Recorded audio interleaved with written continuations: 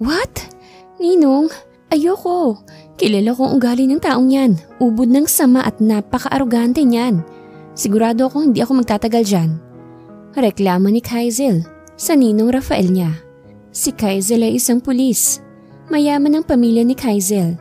Pero sadyang gusto niya talagang magpulis. Kaya walang nagawa ang magulang niya kundi ang payagan siya. Pero wala akong makitang pwedeng irekomenda na mapagkakatiwalaan ko, Kaizel. Kundi ikaw lang. At saka may down payment na para sa'yo. $500,000 a month ang sahod mo. What? Gulat ang reaksyon ni Kaizel nang malaman kung magkano ang sahod niya. Yes, iha. Kaya please, pumayag ka na. Ikaw lang ang mapagkakatiwalaan ko at wala nang iba pa. Espesyal ang taong to. Kaya malaki ang sahod mo. Marami kasing nagtatangka sa buhay ng apo ni Rocco. Kaya siya ang kumuha ng bodyguard nito. At dahil ayaw ng apo niya ng babae na bodyguard, napag-usapan namin na gawin kang lalaki at hindi kasama sa sahod mong bayad dyan. Kaya pumayag ka na. Pakiusap ni Rafael kay Kaizel. Aba Ninong, sa laki ba naman ang sahod na matatanggap ko at may extra pa? Aba sige, papayag ako.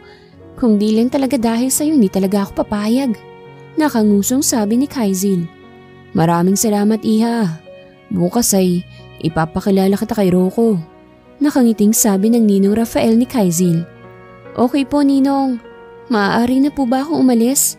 Kailangan ko pang mag-shopping ng mga damit na dapat kong susuotin. Okay na, umalis ka na.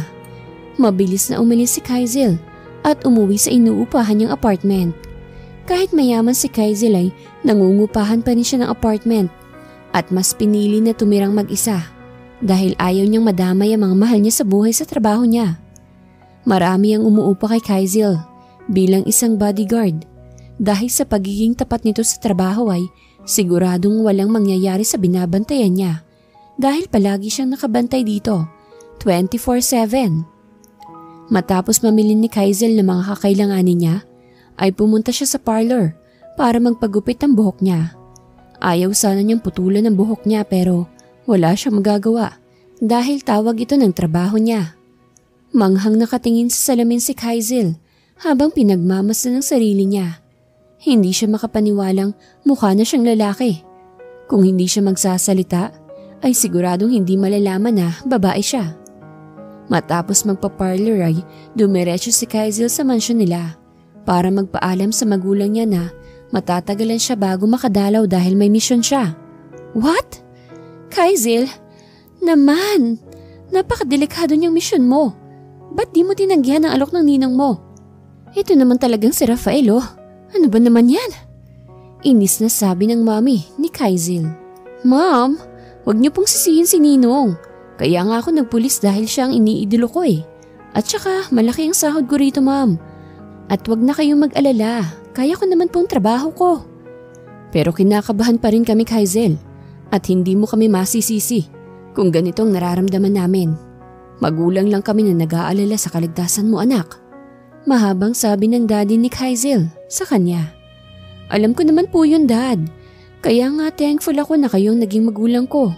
Mahal na mahal ko kayong lahat. Dad, niyakap ni Kaizel ang magulang niya at saka siya nagpaalam sa mga ito na aalis na.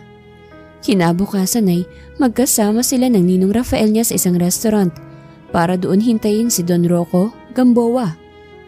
Ilang minuto lang ay dumating na ang hinihintay nila. Rafael, magandang umaga. Pasensya ka na at medyo na-late ako ng kaunti. Okay lang, Rocco. Kararating lang din namin. By the way, eto na palang sinasabi ko sa'yo. Siya ang inaanak ko, si Kaizel Gonzalez. Hi, iha. Totoo pala na ang ganda mo. Kahit gupit lalaki ka na, hindi mo ipagkakaila na napakaganda mo. Puri ni Don Rocco kay Kaizel. Nag-init naman ang mukha ni Kaizel sa papuri sa kanya. Maraming salamat po, Don Rocco. So, mag-order muna tayo bago mag-usap ulit. Agad na tumawag ng waiter si Rafael at siya na ang nag-order para kay Kaizel. Wala naman siyang hindi alam sa dalaga. Sa sobrang closeness inaanak niya ay alam na niya ang ayaw at gusto nito. Pati nga ang type nito sa lalaki ay alam na niya. Matapos kumain ay may inilipag na sobre ang doon sa mesa at itinapat ito kay Kaizel. Yan ang unang sahod mo, iha. Sana matagalan mo si Clyde. Sobrang nag-aalala lang ako sa kanya. Nitong mga nagdaang araw, marami kasi siyang natatanggap ng mga death threats. Kaya ako lumapit kay Rafael para magpatulong at ikaw ang nairekomenda niya. Alam mo naman siguro ang ugali niya. Mahabang sabi ni Don Rocco kay Kaizel. Opo. Wala naman pong hindi makakaalam sa ugali ng apo niyo, sir. Napatawang doon sa sinabi ni Kaizel. Dahil tama ang sinabi nito. Iba ang ugali ng apo niya. Matapos mag-usap ay nagpaalam na sina Rafael at Kaizel na uuwi na sila. Ganoon din ang Don. Kaya sabay-sabay na lumabas na sa restaurant ang mga ito. Sinadya ni Don Rocco ang apo niya sa kondo nito para sabihin dito na may bago na itong bodyguard. Pero pagdating niya doon ay nagkalat na damit ng babae ang naabutan niya. Naiiling na lang ang Don sa nasaksihan. Kahit kailan ay di ka na nagbabago pa, Clyde. Kaya marami ang gustong pumatay sa'yo dahil dyan sa ginagawa mo. Bulong ni Rocco sa sarili niya. Grandpa, you're here! Gulat na reaksyon ni Clyde nang makita nito ang lolo niya. Yes, iho. I'm here to tell you na you have a new bodyguard starting tomorrow. Seryosong sabi ni Rocco kay Clyde. Oh, come on. Lo, I don't need a new bodyguard. Alam nating pareho na hindi magtatagal sa akin ang mga bodyguard ko. Paninigurado ni Clyde sa lolo niya. Well, let's see. Subukan lang natin, Clyde. Basta bukas ay andito na siya. Nag-aalala lang ako sa iyo, iho. Kaya ko to ginagawa. Naiiling nilang si Clyde na tumingin sa lolo niya. Bahala po kayo, lo. Magsasayang lang po kayo ng pera sa taong yan. Napabuntong hininga na lang si Don Rocco. Sige na, aalis na ako. At pakisabihan pala yung mga babae mo na, sana, marunong silang magkalat, marunong din silang maglinis. Dinaig pang isang basuruhan itong kondo mo sa sobrang kalat. I have to go. Nakangiti na naiilang na lang si Clyde sa lolo niya. Talagang ayaw nito sa mga babae niya, lalo na ang hindi marunong maglinis. Prangka ang lolo niya at yun ang ayaw ng mga naging babae niya. Kinabukasan ay maagang naghanda si Kaizel dahil ipapasundo siya ni Don Rocco. Naka-complete uniform na siya at nasa bewang na niya ang baril niyang kalibre 45. Ang ninong niya mismo ang pumili ng baril na gagamitin niya at sa ninong niya nakapangalan ng naturang baril. Sakto lang ang paglabas ni Kaizel dahil kararating lang ng sundo niya. Good morning, Manong! Bati niya sa driver ng Don. Good morning din, sir! Balik na bati nito sa kanya. Napaismid naman si Kaizel sa sinabi nito. First time niyang tinawag na sir. Gusto sana niyang matawa pero baka mabuking siya nito. Sekreto pa naman ang pagiging babae niya. At ang Don at ninong niya lang nakakaalam sa totoong siya. Sa kondo na po ba ang diretsyo natin, Manong? Pinatigas pa ni Kaizel ang boses niya para hindi siya mahalata. Yes, sir. Nandun na si Sir Rocco. Naghihintay na siya sa pagdating niyo. Magalang na sagot ni Manong driver. Napaismid naman si Kaizel sa itinawag ng driver sa kanya. Nang makarating ay kaagad na bumaba si Kaizel at dalang maleta niya ay sumunod siya sa driver na pumasok sa kondo kung nasa saan ang Don naghihintay sa kanya. Sakay sa elevator ay dinala sila sa last floor kung nasa saan sina Clyde. Nang makatapat sa pinto ay agad na kumatok si Kaizel. Bumalik na kasi ang driver sa baba. Inihatid lang siya nito sa tapat ng pinto. Finally, you're here, Iha. Nakangiting salubong ng Don sa kanya. Mahina lang ang boses nito dahil baka marinig siya ni Clyde. Ngumiti lang si Kaizel sa Don at sumunod na siya rito pumasok. Inilibot ni Kaizel ang paningin niya sa loob. Hindi maipagkakaila na mayaman ang pamilyang Gamboa. Dahil kondo pa lang nila ay hanip na. Maupo ka, Iha. Hihintayin na lang natin si Clyde, ha? By the way, dito ka na rin titira kasama ni Clyde. At huwag ka mag-alala, may day off ka every weekend of the week. Tumangulang si Kaizel at di na nagsalita pa. Nang lumabas si Clyde ay may kasama na ang lolo niya.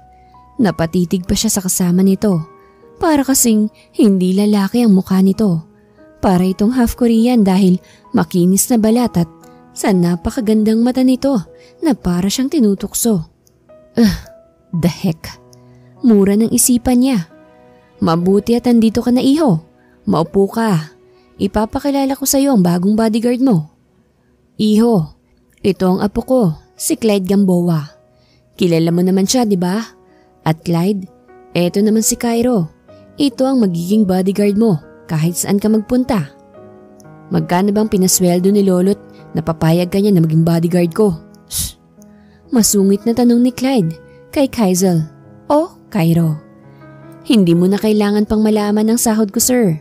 Kung gusto mo talagang malaman, pwede mo naman tanungin ang lolo mo tungkol sa sahod ko. Hindi na kasi yan kasama sa maging trabaho ko sa'yo. Prangkang sabi ni Kaizel kay Clyde, kaya matilim ang tingin na ipinukol nito sa kanya. Sinalubong niya ang tingin nito at nakipagmatigasan dito hanggang sa ito na mismo ang unang nagbawi ng tingin. Napangiti naman ang Don sa nakikita niya sa tingin niya kasi ay kayang kontrolin ni Kaizel ang apo niya. Okay, iho. Cairo, ikaw nang bahala sa apo ko, ha? Ipagkakatiwala ko siya sa'yo. Makakaasa po kayo, Don Rocco. Iingatan ko pong apo niyo. Malaki ang ngiti ni Kaizel sa Don kahit ang totoo ay gusto na niyang kutusan ang apo nito. Paglabas ng Don ay siya ring pag-iba ng ihip ng hangin. Bigla kasing sinakal ni Clyde si Kaizel dahil sa biglaan ng galaw nito kaya hindi siya kaagad nakagalaw. Pero nang halos hindi na siya makahinga ay kaagad niyang tinuhod si Clyde kaya kaagad siya nitong nabitawan. Ang alam ko, hindi na pwedeng magkaanak ang lalaki pag nasaktan yung dalawang balls nila. Baka gusto niyong ulitin ko pa yan. Matigas na ani ni Kaizel kay Clyde habang namimilipit ito sa sakit. Lumayas ka sa harapan ko ngayon. Galit na sabi ni Clyde dito. Natatawang tumalikod si Kaizel kay Clyde at pumasok sa isang kwarto kung saan siya magsistay. Pagpasok niya sa kwarto ay napasandal siya sa pinto. Huminga siya ng malalim at hinimas-himas ang leeg niya na sinakal ni Clyde. Tingnan lang natin kung sinong matigas sa ating dalawa, Mr. Gamboa.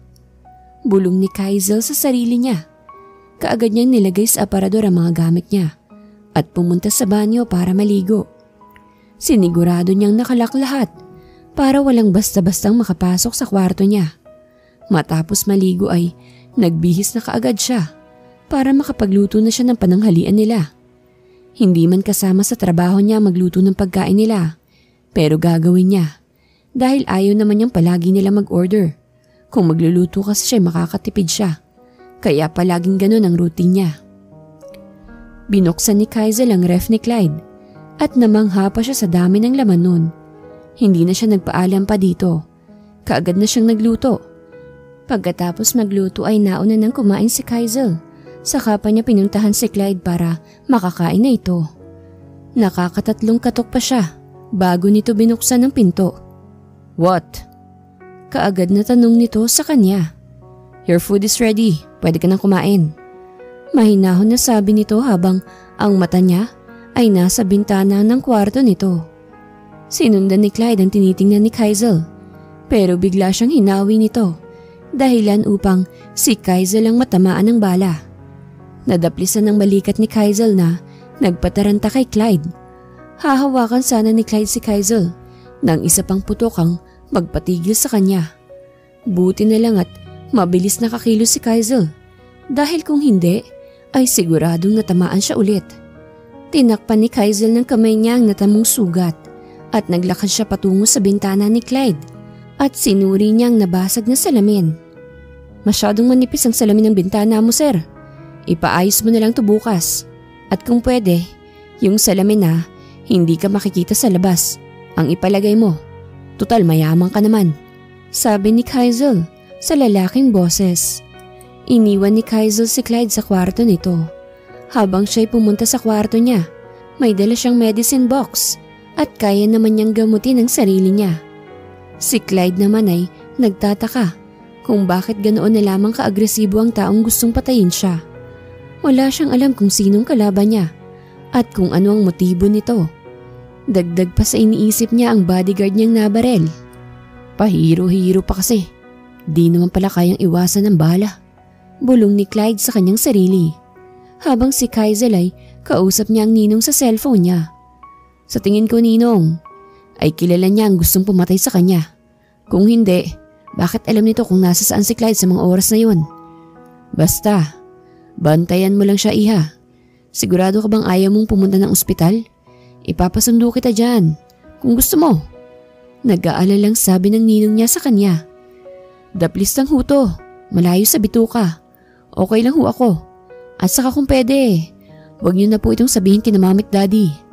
Alam kong mag-aalala sila sa akin pag nalaman nilang nangyari. Pakiusap ni Kaizel kay Rafael. Ikaw ang masusunod, Iha. Basta, sa susunod, mag-iingat ka na. Oho, Ninong. Sige na po, pupuntahan ko muna si Clyde sa kwarto niya. Okay, bye, Iha. Pinatay na ni Kaizel ang tawag at humiga sa kama. Daplis lang ang sugat niya pero masakit pa rin to, kaya medyo bumigat ang pakiramdam niya. Matapos tawagan ay dumating ang mga kaibigan ni Clyde sa kondo niya para makita kung okay lang ba ito. I'm okay bro, di naman ako nasaktan, mariing sabi ni Clyde. Yung bodyguard na sinasabi mo, asa na? Pwede ba namin siya makita? Tanong ni Jeffrey kay Clyde. Tulog pa siguro, wag na nating istorbohin. Seryosong sabi ni Clyde sa mga kaibigan niya. Pero nagtataka na lang siya sa mga kaibigan niya na nakatingin sa likuran niya. Kaya pati siya'y napalingon na rin. Siya bang sinasabi mong bodyguard bro? Oo naman, dinaig pa yata tayo niya na. Gwapo at parang gusto ko na yatang maging bakla. Manghang sabi ni Mateo. Binatukan naman kaagad ni Jeffrey si Mateo habang napatawa naman si Gabriel. At seryoso pa rin si Clyde. Nakatingin lang siya kay Kaizel na papunta sa kinaroroonan nila. Hi! Kaagad na bati ni Mateo nang makalapit na si Kaizel sa kanila. Ako nga pala si Mateo, kaibigan ni Clyde. Nakangiting pakilala ni Mateo. Cairo, bagong bodyguard ni Sir Clyde. Seryoso lang ang mukha ni Kaizel habang nakipagkamay kay Mateo. Siya pala ang mga kaibigan ko, si Gabriel at Jeffrey. Pakilala ni Mateo sa mga kaibigan niya. Tumangulang si Kaizel sa sinabi nito at bumaling kay Clyde ng tingin. Maipapagawa ka ba, sir? Seryoso nitong tanong kay Clyde. Wala. Bumalik ka na sa kwarto mo at magpahinga. Papasok ako sa opisina bukas at sasama ka sa akin. Tila naiinis na sabi ni Clyde. Di na nag-abala pa na magpaalam si Kaizel sa mga kaibigan ni Clyde. Kaagad na siyang pumasok sa kwarto niya. Nakahiga lang siya sa kama niya habang iniinda ang kirot ng balikat niya. Hanggang sa makatulugan na lang niya ang sakit. Kinabukasan ay halos hindi makagalaw si Kaizel dahil sa bigat ng katawan niya. Namamanhid ang balikat niya habang nilalamig naman ang katawan niya. Kahit nahihirapan ay bumangon si Kaizel para makainom ng gamot. Bumalik kaagad siya sa kama niya at natulog ulit dahil mabigat pa ang talukap ng mga mata niya. Samantalang mahigit 1 oras na naghihintay si Clyde kay Cairo dahil isasama niya ito sa opisina niya. Pero walang Cairo ang lumalabas. Late na siya sa meeting niya kaya pinakansela na lang niya ito. Tinungo niya ang kwarto ng bodyguard niya pero nakalak ito. Gusto sana niyang kumatok pero naduduwag siya hanggang sa biglang bumukas ang pinto na nagpagulat sa kanya. Akala ko ba hapon ka pagigising? Alam mo bang na-late na ako sa meeting ko? Dahil sa kakahintay sa'yo. Bulyaw ni Clyde kay Kaizel. Pero parang walang narinig si Kaizel. Lumabas ito ng kwarto niya at pumunta sa kusina. Pagdating sa kusina ay naghanap ng pwedeng makain si Kaizel. Pero wala siyang nakita na pagkain sa mesa. Napabuntong hininga na lang siya kahit masakit ang balikat niya. Ay nagluto pa rin siya para may makain siya. Tahimik naman na nakabantay si Clyde kay Kaizel. Hindi niya talaga maiwasan na mapatitig sa bodyguard niya. Para kasing may namagnet ang mga mata niya para tumingin dito. Damn it. Mura ni Clyde sa isipan niya. Hindi niya alam kung bakit ganun ang pakiramdam. Araw pa lang niya itong nakakasama pero iba na ang pakiramdam niya rito. Nababakla na yata ako ah. No, hindi ako pwedeng magkagusto sa pareho kong lalaki. Ano ba to? Ano na lang ang sasabihin ng mga nakakakilala sa akin? Bulong niya sa isip niya. Sir Clyde, may problema ho ba? Nakailang tanong na si Kaizel kay Clyde pero hindi ito sumasagot kaya pinitik niya ang noo nito. Masamang tingin kaagad ang ipinukol ni Clyde kay Kaizel. Sorry sir, kanina pa kasi ako tawag ng tawag sa'yo hindi ka sumasagot. Nakatulala ka lang. May problema ba? Mahinahon na tanong nito. Hindi alam ni Clyde kung bakit biglang nawala ang inis niya rito. No, wala. Ano, sasama ka ba sa akin? Kung hindi mo kaya, pwede ka namang dito na lang. No sir, okay lang ho ako. Sa katrabaho ko po ang bantayan kayo. Kung nasa saan ka man, dun ako. Tapos na po akong kumain, pwede na tayong umalis. Kahit nag-aalinlangan ay tumango pa rin si Clyde. Nauna na siyang naglakad habang nakasunod naman sa kanya si Kaizel. Pagdating sa opisina ni Clyde ay ang building kaagad na nakatapat sa kanila ang unang napansin ni Kaizel. Anong ginagawa mo? Tanong ni Clyde kay Kaizel. Alam mo bang madali kang barilin dyan sa kinauupuan mo? Mula dun sa kabilang building. Turo ni Kaizel kay Clyde. Sa building na nasa tapat ng opisina niya. What do you mean? Tila na hintatakutan na tanong ni Clyde kay Kaizel. Kung akong masusunod sir, gusto kong ilipat mo yung mesa mo dito sa malapit sa pader para kahit na telescope ay hindi ka makikita dahil hindi natin alam kung anong oras darating ang papatay sa'yo. Hey, wag mo naman akong takutin ng ganyan. Hindi ho kita tinatakot sir. Kailangan palagi kang alisto dahil hindi sa lahat ng panahon ay nasa tabi mo ko. Seryoso pa rin si Kaizel. Kahit mahaba ang sasabihin ni Kaizel ay hindi pa rin nahahalata ni Clyde na boses lang ni Kaizel ang naiba. Wala pa rin siyang kaalam-alam na ang inakala niyang bodyguard na lalaki ay isa palang babae. Nagdaan pa ang mga araw, tuluyan ng gumaling ang sugat ni Kaizel. Day off na rin niya at kasalukuyan siyang nasa isang mall kasama si Eva na best friend niya. Alam mo best, kung hindi lang talaga kita best friend talagang magkakakrush na ako sa'yo. Kasi ang gwapo mo eh. Dinaig mo pa yung tunay na lalaki dyan sa ayos mo. Natatawang sabi ni Eva habang nakaangkla ang kamay nito sa braso ni Kaizel. Ano pa nga bang magagawa ko kailangan to sa trabaho ko. Saka hindi naman madaling trabaho ko dun no.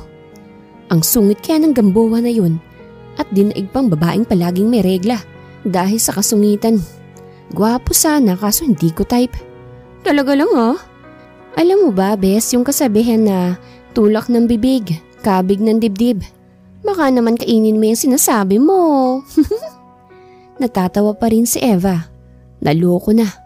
Oh, bakit? May problema ba? Tanong ni Eva nang huminto si Kaizel sa paglalakad. Hi Cairo, day off mo pala ngayon. Kaagad na tanong ni Mateo nang makasalubong sila nito. Ah, oo. Tipid na sagot ni Kaizel kay Mateo. May chicks kang kasama, girlfriend mo? Tanong pa rin ni Mateo. Ah oo, si Eva. Ngumiti si Kaizel ng matamis kay Eva. Nakuha naman kaagad ni Eva ang ibig sabihin ni Kaizel. Ah oo, girlfriend niya pala ako. Eva pala.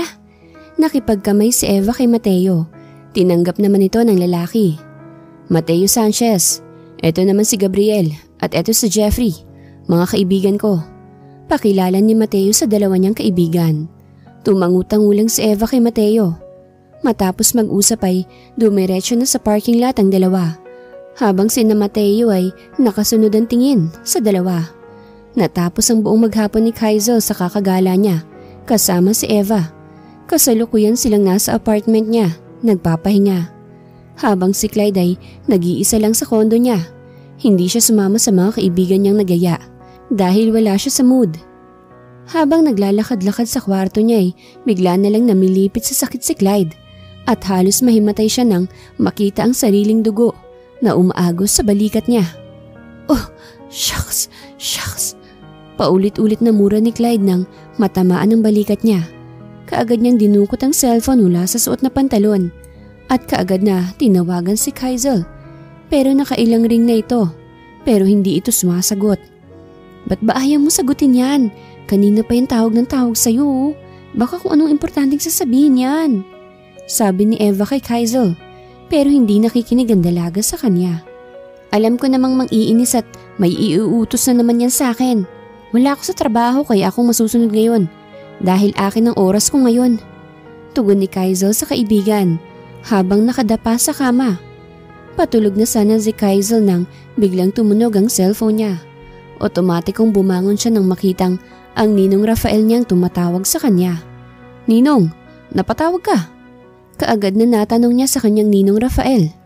"Pumunta ka ngayon dito sa opisina dahil nasa ospital si Clyde. Nabaril siya sa kondo niya." Diretsyong sabi ng ninong niya sa kanya. Kaagad na nabitawan ni Kaizel ang cellphone niya dahil sa narinig. "Bes, bakit? Anong nangyari?" Kaagad na tanong ni Eva. Natulala pa kasi si Kaizel at nasa sahig na ang cellphone nito. Nang mahimasmasan si Kaizel ay kaagad niyang kinuhang cellphone niya at lumabas ng kwarto habang nakasunod naman sa kanya si Eva. "Ikaw nang maglak ng pinto, Best. Maimportante akong lakad." Iniwan na kaagad ni Kaizel si Eva at hindi na hinintay pang makasagot ito. Dumiretso ito sa motor niya at pinaharurot. Halo-halo ang nararamdaman ni Kaizel habang nagdadrive. Hindi niya alam kung bakit siya nag-aalala ng husto rito. Saka pa siya nagsisi kung bakit hindi niya ito sinasagot nang tumawag ito. Pagdating niya sa opisina ng ninong niya, ay hindi na siya nag-abala pang kumatok. Pumasok na kaagad siya dahil naghihintay na sa kanya ang ninong niya. "Ninong, what happened?" Kaagad na tanong ni Kaizel sa ninong niya. "Ako ang dapat na magtanong sa iyo niyan, Kaizel. Ano nangyayari? Bakit wala ka nang nabaril si Clyde? Alam mo bang na-disappoint si Rocco sa pagkakabaril ng apo niya? Na kahit tinatawagan ka na hindi ka pa rin sumasagot. Alam mo bang dahil sa nangyari sa apo ni Rocco ay mawawala ng tiwala sa atin ang iba pang mga negosyante na kumukuha ng serbisyo natin?" Protesta na sabi nito. Nakayuko lang si Kaizel habang nakikinig sa sermon ng ninong niya. Alam niyang sesermonan siya nito, kaya hinanda na niya ang sarili niya. Matapos sermonan ay saka palang nagtanong si Kaizel kung saan dinala si Clyde. Matapos sabihin ng ninong niya ay di na siya nag-aksaya pa ng panahon. Kaagad na niya itong pinuntahan. Pagdating sa ospital ay napakaraming bantay sa labas ng kwarto ni Clyde. Dahil sa kilala naman siya ng mga ito ay kaagad na pinapasok siya sa loob. Ang nakahigang si Clyde kaagad ang bumungad kay Kaizel. Pagpasok pa lang niya sa loob, dahan-dahan siyang lumapit dito at umupo siya sa gilid ng kama nito. "Patawad kung hindi kita nabantayan. Kung hindi ko sana inunang gumala ay wala ka sana dyan ngayon sa hinihigaan mo. Pasensya ka na kung hindi ko nagawan tungkulin ko para protektahan ka. Kahit naman masungit ka na, dinaig mo pang babaeng may 1 buwan na regla eh. Amo pa rin naman kita. At tungkulin ko na pangalagaan ang kaligtasan mo. Pero hindi ko nagawa. Sana mapatawad mo ako, Clyde." Mahinang sabi ni Kaizel. "Ngayon pa lang kita natitigan ng husto. Nang umulan siguro ng kasungitan at kagwapuhan ay sinalo mo na lahat. Hindi ka man lang namigay." Natatawang sabi ni Kaizel sa isip niya. Matapos niyang dilawin si Clyde sa ospital ay pumunta si Kaizel sa kumpanya ni Mr. Gamboa. Sinamahan siya ng sekretary ni Mr. Gamboa papasok sa opisina nito. "Sir, may naghahanap po sa inyo." Magalang na sabi ng sekretary ni Mr. Gamboa. Nang makitang si Kaizel ang bisita niya, ay kaagad niyang pinalabas ang sekretary niya at pinaupo si Kaizel sa tapat ng upuan niya. "Napadalaw ka, iha?" Mahinahon na tanong ng Don kay Kaizel. "Nandito ho ako para humingi ng dispensa sa nangyari sa apo niyo. Sir, patawad kung hindi ko siya nabantay ng araw na yun." Magalang na sabi ni Kaizel sa Don. "Don't blame yourself, iha. Naiintindihan kita. Alam kong day off mo yon, kaya wala kang kasalanan sa nangyari sa kanya." Mahinahon na tugon ni Don kay Kaizel. "Maraming salamat ho, sir." Hindi na nagtagal si Kaizel sa opisina ng Don. Matapos niyang sabihin dito kung ano ang pinunta niya, ay bumalik siya sa ospital. Tulog pa rin si Clyde nang dumating siya. "Alam kong masyado pang maaga para maramdaman ko to. Pero totoo to, Clyde. Walang halong biro itong nararamdaman ko para sa'yo. Hindi tayo pwede. Alam kong hindi ang katulad ko ang para sa'yo. Patawad pero ito na ang huling pagkikita natin." Hinalikan muna ni Kaizel sa noo si Clyde bago siya lumabas ng kwarto. Matapos magpaalam kay Clyde ay dumiretso si Kaizel sa kondo ni Clyde at kinuha niya ang mga gamit niya ron. Sa huling pagkakataon ay inilibot niya ang tingin niya sa buong kondo ni Clyde kung saan ito palaging nakatayo kapag iniinis siya nito. Sana wag tayong magkita dahil ayokong umusbong ulit ang nararamdaman ko para sa'yo. Umalis si Kaizel sa kondo at bumalik sa apartment niya. 3 araw lang si Clyde sa ospital, pero sa loob ng 3 araw na yon ay di niya nakita si Kaizel o mas kilala nitong si Cairo. Kahit nagtataka hindi na lang siya nagtanong pa, lalo na sa lolo niya. Alam niyang tutuksuhin siya nito kapag nagtanong pa siya. Nagdaan pa ang mga araw at naging linggo hanggang sa naging buwan. Tuluyan ang hindi nagpakita si Kaizel kay Clyde. Maging sa mga kaibigan nito ay palagi niya itong iniiwasan sa tuwing makikita niya ang mga ito.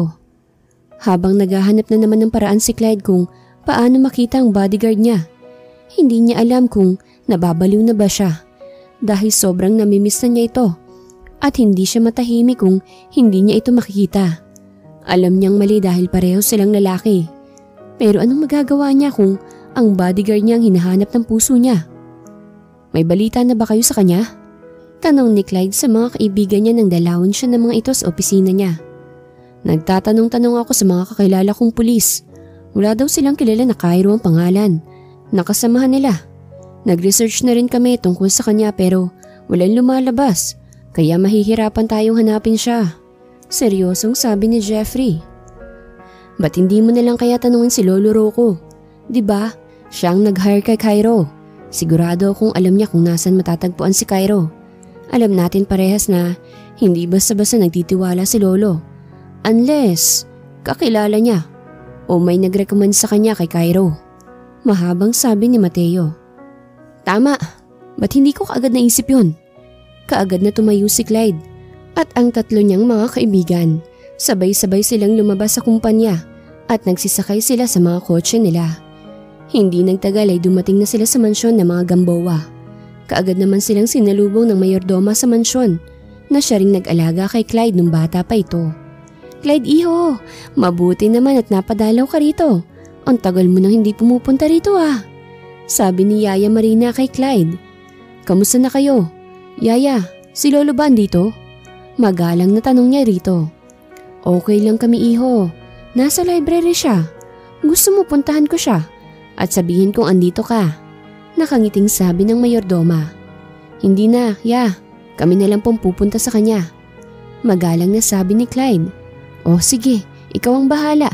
Ipagtitimpla ko na lang kayo ng juice para may mainom kayo. Salamat ya. Kaagad na umalis ang mayordoma at pumunta naman sina Clyde sa library kung nasa saan ang lolo niya. Napadalaw ka, Clyde? Kaagad na tanong ni Don Rocco kay Clyde nang makaupo ito. I'm here to ask you about Cairo, Lo. I know na alam mo kung nasan siya at kung saan siya nagtatrabaho at nakatira. Kailangan ko siyang makausap, Lo. So please tell me kung saan siya pwedeng makita. Pakiusap ni Clyde sa lolo niya. At bakit mo naman siya hinahanap, Alam kong ayaw mo sa kanya. Kaya ba't ka pa magsasayang ng oras na hanapin siya? Nakangiting tanong ng Don kay Clyde. Napahila mo si Clyde sa mukha niya bago sinagot ang tanong ng kanyang lolo. I know na mali itong nararamdaman ko dahil parehas kaming lalaki. But I love him. The first time I saw him in my condo, I know I like him. That's why palagi ko siyang iniinis dahil ayokong lumala itong nararamdaman ko. Pero hindi ko na makontrol, Lo. So please, tell me kung nasan siya. Saan ko ba siya pwedeng makita? Pagsusumamo ni Clyde sa lolo niya. Napatawa naman ng mahina ang lolo niya na ikinataka niya. I know na magugustuhan mo talaga siya, Clyde. Lalaki rin ako. At alam ko kung anong mga ibig sabihin ng mga tingin mo sa kanya. Don't worry. Hindi kayo parehong lalaki dahil babaeng naman talaga siya. At hindi talaga si Cairo ang pangalan niya. Ginawa lang namin siyang lalaki ng kaibigan ko. Dahil alam kong ayaw mo sa bodyguard na babae. Kaya naging lalaki sa paningin mo si Kaizel. Nakangiting sabi ng Don. Ang mga kaibigan ni Clyde at si Clyde ay hindi makapaniwalang nakatingin kay Don Rocco. Seryoso po kayo, Lo? Gulat pa rin ang reaksyon ni Mateo. Of course, iho. Alam ko kung nasan siya nakatira. Kaya habang maaga pa'y puntahan mo na siya at ibibigay ko kaagad sa iyo ang basbas ko dahil gustong gusto ko ang batang yun para sa iyo, apo. Nakangiting sabi ni Don Rocco. Hindi na nagtagal ang magkakaibigan. Kaagad na silang umalis sa mansyon ng mga Gamboa para puntahan si Kaizel. Habang busy sa paglilinis si Kaizel sa apartment niya ay may biglang kumatok sa pintuan. Nagtataka pa siya kung sinong kumatok dahil alam niyang hindi si Eva yon. Dahil nagpaalam si Eva sa kanya na uuwi muna ito sa probinsya nila. Nag-aalangan man ay tinungo pa rin niya ang pinto. Pagbukas niya ng pinto ay diretso siyang napaatras nang mabilis na pumasok sa loob ang taong kumakatok. Sir Clyde, ano pong ginagawa niyo rito? Hindi na nakapagboses lalaki si Kaizel. Hindi rin niya kailangan pang maging lalaki ang boses dahil wala na siya sa trabaho niya. Hindi naman siguro masama na dalawin ko ang bodyguard ko, di ba? Pinasadahan ni Clyde ng tingin ang kabuuan ni Kaizel at tama nga ang lolo niya. Babae nga talaga to. Why didn't you tell me na babae ka pala? Napabuntong hininga si Kaizel bago sumagot kay Clyde. Sabi ng lolo mo ayaw mo ng bodyguard na babae. Kaya naging lalaki ang ayos ko para hindi mo ko ayawan. Yun lang po bang pinuntan niyo rito? May ginagawa pa kasi ako na dapat ko pang tapusin. Tila dismayado na sabi ni Kaizel. Hindi niya alam pero nadismaya siya na dinalaw lang siya ng amo niya. Tatalikod na sana siya kay Clyde nang hapitin siya nito sa bewang. Kaya napakapit siya rito nang wala sa oras. Alam mo bang sobrang namiss kita? Hinihintay kita sa ospital pero hindi ka pumunta. Nag-iisang buwan na lang hindi ka pa rin nagpapakita sa akin. Hindi mo lang alam na kung saan-saan na kita hinanap. Gusto kong makita ka para sabihin sa'yo na mahal kita. Mahal na mahal kita, Kaizel. Ikinulong ni Clyde sa bisig niya si Kaizel habang hindi naman makagalaw si Kaizel dahil sa sinabi ng kanyang dating amo. Hindi niya alam kung anong sasabihin niya o dapat ba niyang sabihin dito ang totoong nararamdaman niya. Matapos siyang yakapin ito ay saka pa siya pinakawalan. Sir, Clyde, mula ngayon ay Clyde nang itawag mo sa akin. Seryosong sabi ni Clyde kay Kaizel. Okay, Clyde. Gusto ko lang linawin ang sinabi mo. Na mahal kita? Putol ni Clyde sa sasabihin pa sana ni Kaizel. Totoo ang sinasabi ko. Unang kita ko pa lang sa'yo sa kondo ay gusto na kita. Kaya nung hindi ka na nagpapakita sa akin ay pinahanap kita. Kung hindi dahil kay Lolo ay hindi ko malalaman na babae ka pala. Ang buong akala ko kasi lalaki ka. Kaya sinuway ko kaagad ang sarili ko na hindi kita pwedeng mahalin. Dahil parehas tayong lalaki. Hindi ko naman alam na tunay ka pala talagang babae. Hindi na nakapagsalita pa si Kaizel. Nakatingin lang siya kay Clyde na nagsasalita. Paano ko malalaman na mahal mo talaga ako? Panunubok ni Kaizel kay Clyde. Automatic kong siniil ni Clyde si Kaizel ng halik sa labi. Hindi naman nakagalaw si Kaizel sa ginawa ng lalaki sa kanya. Nakatingin lang siya sa lalaki na nakapikit habang hinahalikan siya. Hindi ka pa rin ba naniniwala na mahal kita? Kaagad na tanong ni Clyde nang pakawalan nito ang labi ni Kaizel. Ikaw ba? Hindi mo ko nagustuhan? Tanong ni Clyde kay Kaizel. Agad na paubos si Kaizel sa sinabi ni Clyde sa kanya. Ba't naman kita magugustuhan? Ang sama ng ugali mo. Hindi mo nga ako tinrato ng mabuti at sinakal mo pa ako noong unang araw ko sa trabaho. Seryosong sabi ni Kaizel. I'm so sorry about what happened. Pinagsisisihan ko yon. Kung bakit ko ba yung nagawa sa'yo. Seryosong sabi ni Clyde kay Kaizel. Bumuntong hininga lang si Kaizel. Okay na yun. Tapos na yun. Huwag mo na lang sanang ulitin sa iba mo pang magiging bodyguard. Hindi madali ang trabaho ng isang bodyguard at kaya nilang ibuhos ang buhay nila para lang naprotekta ng amo nila. Ang mga kaibigan ni Clyde na nakikinig sa kanila ay tahimik lang habang pinagsasabihin ni Kaizel ang kaibigan nila. Ngayon lang nila nakita ang kaibigan nila na nagpakumbaba sa isang babae. Matapos mag-usap, umuwi ng magkaibigan. Naiwan si Kaizel na nakaupo lang sa sofa habang iniisip ang sinabi ni Clyde sa kanya. Totoong mahal niya ang lalaki, pero hindi siya aamin dito. Wow, ang ganda mo talaga, Sarge Gonzalez. Puri ni James kay Kaizel. Si James ang isa sa mga kaibigan ni Kaizel na malapit sa kanya. Kaya kung magsasamang dalawa, ang hindi makakaalam sa estado nila ay masasabi talaga nilang magjowa sila. Wow, talagang busog ako sa papuri mo, James ah. Baka mamaya, may pupunta na naman dito't aawayin ako. Talagang masusuntok na talaga kita. Biro ni Kaizel kay James. As if namang papayag ako masuntok ka. Natatawang sabi ni James. Sa hindi kalayuan ay kita ng isang tawang dalawa na nag-uusap at nagtatawanan. Hindi niya alam kung bakit sobra ang selos niya rito. Wala silang relasyon at kahit umamin pa siya ay parang wala lang sa dalagang nararamdaman niya. Aamin niyang nasasaktan siya sa pinapakita nito sa kanya. Pero handa siyang maghintay para makuha ang oo nito. Isang linggo nang hindi nagpakita si Clyde kay Kaizel. Naisip rin niya ang sinabi ng kaibigan sa kanya. Flashback. Kung mahal mo naman pala siya, ba't hindi mo siya puntahan sa kondo niya? Paano kung di na yun magpakita sa'yo? Ha? Ikaw naman kasi. Sabing aminin mo na may paayaw-ayaw ka pa. Habol-habol ka rin pala. Dahil sa sinabi ni Eva ay nagpa siya si Kaizel na pumunta sa kondo ni Clyde. Todo effort pa siya dahil aamin na siyang may gusto rin siya kay Clyde. Pagdating niya sa kondo ng lalaki ay siya ring labas ng isang babae sa pintuan. Nakangisi itong nakatingin sa kanya. Oh, ano naman ang ginagawa mo rito, miss? Huwag mong sabihin na isa ka rin sa mga babae ni Clyde. Huwag ka nang umasa pa, miss. Dahil wala ka ng pag-asa pa kay Clyde. Oh, by the way, I'm Alexa. Ako ang fiancé niya. Kaya kung pwede sana umalis ka na. Dahil ayokong may umaaligid sa pagmamayari ko. Madaing wika ni Alexa. Kahit parang tinusok ng maraming karayom ang dibdib ni Kaizel dahil sa sakit, ay mas pinili niyang kumalma.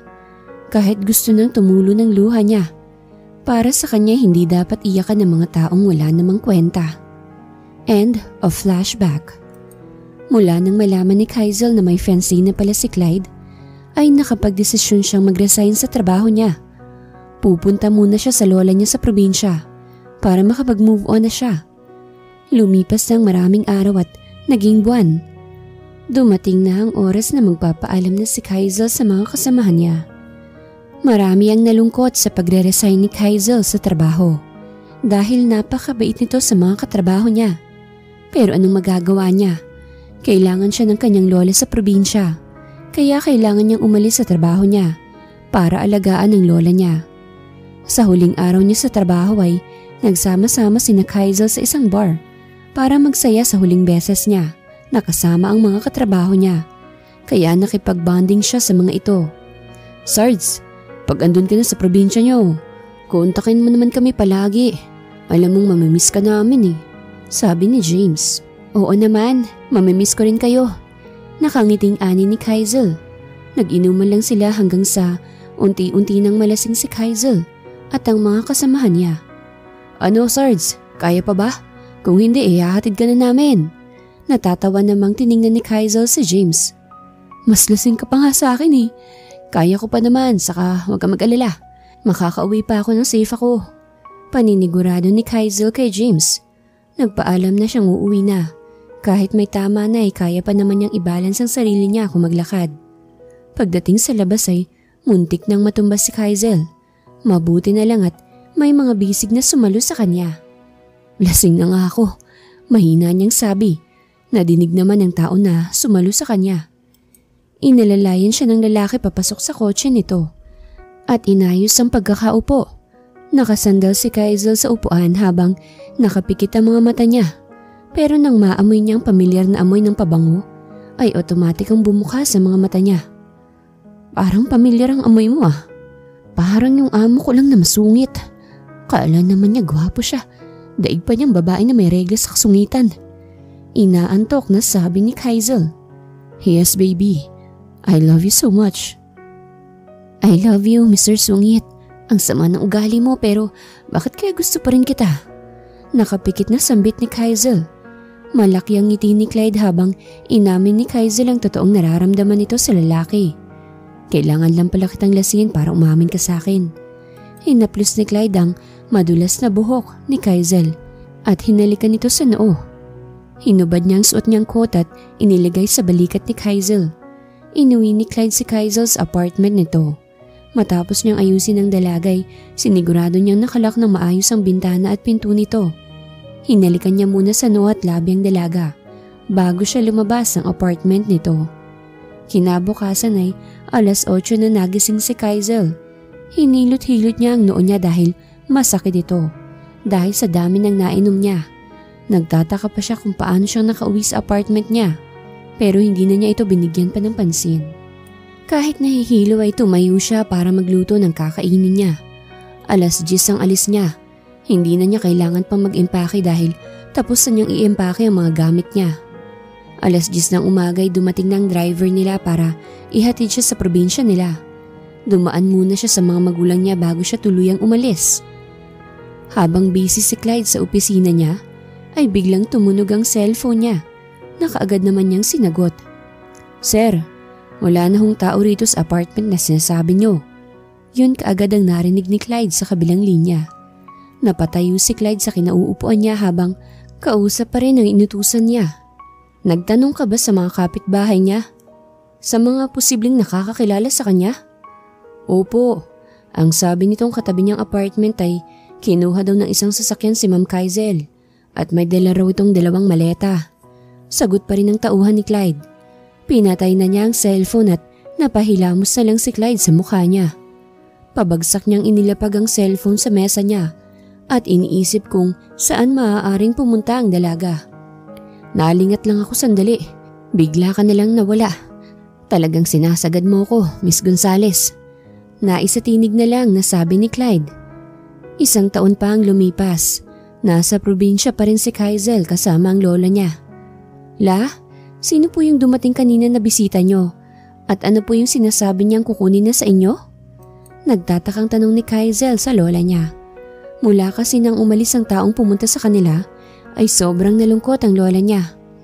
"Apo, may hihilingin sana ako sa iyo eh. Alam mo kung gaano ka-importante sa akin ang lupaing ito. Dahil dito namin nabuo ng lolo mo ang masaya naming pamilya. At nandito ang marami niyang alaala. Kung maaari ay pakiusapan mong nakabili nitong lupa na kung pwede ay bibilhin ko ulit ito sa kanya. Ayokong mawala sa akin ang alaala ng lolo mo, apo. Pakiusap naman, tulungan mo akong kumbinsihin ang nakabili nito na dodoblehin ko ang binayad sa lupain na to. Basta wag lang niya itong kunin sa akin." Tumulo ang luha ng lola ni Kaizel habang nakikiusap ito sa kanya. Halos madurog ang puso ni Kaizel habang nakatingin sa lola niyang umiiyak. Pinahid niya ang luha nito at niyakap ito ng mahigpit. "Pangako, tutulungan kita, la. Huwag ka nang umiyak, Sabihin mo sa akin kung saan ko matatagpuan ang nakabili nitong lupa at ako nang makikiusap sa kanya na huwag na tong kunin sa'yo." Napangiti ang lola ni Kaizel at hinaplos ang buhok ng apo. "Maraming salamat, apo." Pasalamat ng matanda habang hinahaplos-haplos pa rin ito ang buhok ni Kaizel. Mabilis na lumipas ang mga araw. Nakabalik na ng Maynila si Kaizel. Tuwang-tuwa naman ang mamit daddy niya nang makita siya ng mga ito. "Akala ko ba wala ka ng plano na dumalaw dito sa atin, anak?" Kasalukuyang nasa kusina sila, kumakain. "Kung hindi lang ho talaga dahil sa pakiusap ni Lola, Ma'am, talagang hindi na po ako uuwi ng Maynila." Tugon ni Kaizel sa ina niya. Ready ka na ba na makita siyang ulit?" Tanong ng daddy ni Kaizel sa kanya. Alam kasi ng mga ito ang totoong nararamdaman niya kay Clyde. Hindi naman tumutol ang mga ito. Basta ba, totoong mahal lang nito ang lalaki at hindi lang siya napipilitan. "Hindi naman po si Clyde ang kakausapin ko, Dad. Ang lolo lang naman ito ang gusto kong makausap bukas. Pag napapayag ko na si Don Rocco ay babalik na po ako sa probinsya." Tugon niya sa daddy niya. "Ikaw ang masusunod, anak. Basta kung saan ka masaya, doon din kami, Tumangulang si Kaizel sa ama niya at nagpatuloy na itong kumain. Kinabukasan ay maagang nagising si Kaizel dahil pupunta siya sa mansyon ng mga Gamboa para makausap ang Don. Matagal-tagal na rin na hindi siya nakapunta ron. Kinakabahan man ay pinilit ni Kaizel na kontrolin ang sarili para maayos niyang makausap ang Don. Sana nga lang ay hindi niya makita dun si Clyde. Ayaw niya ng magulong buhay kaya siya lumayo sa lalaki. Kahit nahihirapan siya ay tiniis niyang maging masaya na lang dito. Nang dumating siya sa mansyon ay nagulat ang Don sa biglaang pagdating ni Kaizel Hindi kasi akalain ng Don na makikita pa niya ito. Iha, ikaw ba talaga yan? Halos hindi na kita makilala. Mas lalo ka pang gumanda. Puri ng Don sa kanya. Hindi naman napigilan ni Kaizel na uminit ang pisngi niya. Hindi pa rin hukay nagbabago doon. Pero salamat po sa pagpapapuri. Tipid siyang ngumiti rito. By the way, andito po ako para sa pakiusap ni Lola. Alam kong kayong nakabili sa lupa nila sa probinsya. Kung maaari po sana ibibilihin po namin ulit sa iyo ang lupa. Andun po kasi lahat ng alaala ni Lola kay Lolo. Kung papayag po kayo, dodoblehin namin ang bayad. Basta pumayag lang po kayo doon. Napabuntong hiningang doon dahil sa narinig niya. Kung ako lang sanang masusunod, Iha, bakit hindi? Pero hindi na akong may hawak sa lupa na yon. Dahil na kay Clyde na lahat ng ari-arian ko. Kasama na roon ang lupang sinasabi mo. Kung gusto mo, tutulungan kitang makausap siya. Pero wala siya ngayon dito. Nasa ibang bansa pa siya at sa susunod na araw pang dating niya. Huminga ng malalim si Kaizel bago tumango sa Don. Sige ho, hihintayin ko na lang po siya sa pag-uwi niya. Pasensya na po kayo sa abala. Nagpaalam na si Kaizel sa Don at umalis na siya. Nang mabalitaan ni Clyde na pumunta na sa mansyon nila si Kaizel, ay agad siyang umuwi sa Pilipinas. Hindi na niya hinintay pa ang susunod na araw. Kaagad siyang nagpabook ng flight para makauwi kaagad siya sa Pilipinas. Nagplano kaagad ng party si Clyde. Pagdating sa Pilipinas kasama ng mga kaibigan at ng lolo niya ay mabilis na naisagawa ang plano niya. Kasama sa imbitado ng naturang party ang pamilya Gonzales. Napabuntong hininga naman si Kaizel habang nakatingin sa invitation card na hawak niya. Kailangan pa ba natin pumunta doon, Mom? Tanong ni Kaizel sa mommy niya. Yes, Iha, dahil imbitado tayo. At saka kilala ang mga Gamboa sa larangan ng business. Baka makahanap ang daddy mo doon ng investor sa company para mas lumago pa ito. Bakit? May problema ka ba? Wala naman, Mom. Tipid niyang sagot sa kanyang ina. Kinabukasan ay may pinadeliver na damit para kay Kaizel. Nagtataka naman siya kung saan nanggaling yun dahil wala namang sinabi ang ina niya na may ipapadeliver ito. Sobrang ganda ng gown at alam niyang mahal yun. Hindi basta-basta ang naturang gown dahil gawa ito ng isang sikat na designer. At ang mga maliliit na diamonds na nakadikit dito, hindi niya kayang i-describe. Nang masuot na niya ang naturang gown ay halos malula siya sa ganda nito. At tama lang sa kanya. Naglagay lang siya ng konting makeup sa mukha niya. Hindi na siya nag-abala pang pumunta sa parlor dahil kaya naman niyang ayusan ang sarili niya. Napapalakpak naman si Nero nang makita ang kapatid niya sa ayos nito. Ang ganda talaga ng bunso namin. Nakangiting salubong ni Nero sa kapatid niya. Halos mapatalon sa tuwa si Kaizel nang makita ang kuya Nero niya. Kuya! Oh my God! Is that you? Natatawang niyakap ni Nero ang kapatid niya. Of course, bunso. Dahil ako ang escort mo ngayong gabi. Gusto kong makita kung gaano ka kasaya ngayon. Kaya umuwi talaga ako para samahan ka. Malaki ang ngiti nitong pinagbuksan ng kapatid ng pinto. Ano ba yung pinagsasasabi mo? Para kang nanaginip ng gising. Sagot ni Kaizel sa kuya niya. Basta, pagkatapos nito ay magiging masaya ka na, bunso. Makahulugang sabi ni Nero kay Kaizel. Pinaandar na niya ang sasakyan dahil alam niyang sila na lang ang hinihintay ng mga tao doon. Nang makarating sila sa mansyon ng mga Gamboa, ay nagkikislapang mga kamerang bumungad sa kanila. Sa kanila natuon ang atensyon ng lahat na ipinagtataka ni Kaizel. Kuya, anong nangyayari? Bakit sa atin natuon ang atensyon ng lahat? Nagtatakang bulong ni Kaizel sa kuya niya. Ngumiti lang si Nero sa kapatid niya at hindi na nagsalita pa. Nang makarating sila sa upuan na nakareserve para sa kanila, ay nagpaalam na si Nero na may hahanapin lang siya sandali. Ladies and gentlemen, attention here please. Maraming salamat sa pagdalo nyo sa special party na to para sa dalawang pamilya. Alam kong nagtataka kayo kung ano bang okasyon at may ganitong party ang mga Gamboa. Nagsasalita pang MC habang nagpalingalinga naman si Kaizel kung saan na ang kuya at ang mommy at ang daddy niya. Hindi na namalayan ni Kaizel na tapos na pala ang MC magsalita. Bigla na lang namatay ang ilaw at natuon ang spotlight sa taong umaakit sa stage. Biglang bumilis ang tibok ng puso ni Kaizel nang makita niya ang taong kasalukuyang nakatayo sa stage. Sobrang gwapo nito sa suot nitong Amerikana. Nakangiti habang nagsasalita si Clyde. Nangingislap ang mga mata nito habang nagbigay ng speech sa taas ng stage.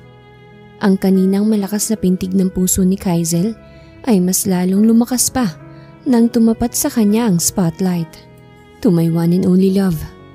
Kung hindi ka man naniniwala na sobrang mahal kita, sa harap ng mga tao ngayon na nandirito, sasabihin ko sa iyong mahal na mahal kita. Kaizel Gonzalez. I love you very much. Hindi ko kayang mawala ka sa tabi ko. Tama ng 1 taon na tiniis natin ang isa't isa. Bumaba si Clyde sa stage at pumunta sa kinaroroonan ni Kaizel. Halos maiyak naman si Kaizel sa ginawa ni Clyde. Miss Gonzalez, I know, parehas tayo ng nararamdaman. Pwede bang humiling sa'yo? Can you be my girlfriend? Napatakip si Kaizel sa mata niya hanggang sa tuluyan ng tumulo ang luha niya. Natatawang pinahid niya ang luha at tumayo siya.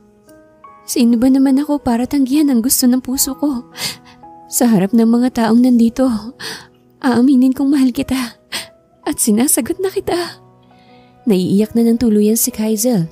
Nagpalakpakan naman ang mga tao sa paligid, maging si Don Rocco at ang mga magulang ni Kaizel at kuya niya ay pumalakpak na rin dahil sa tuwa.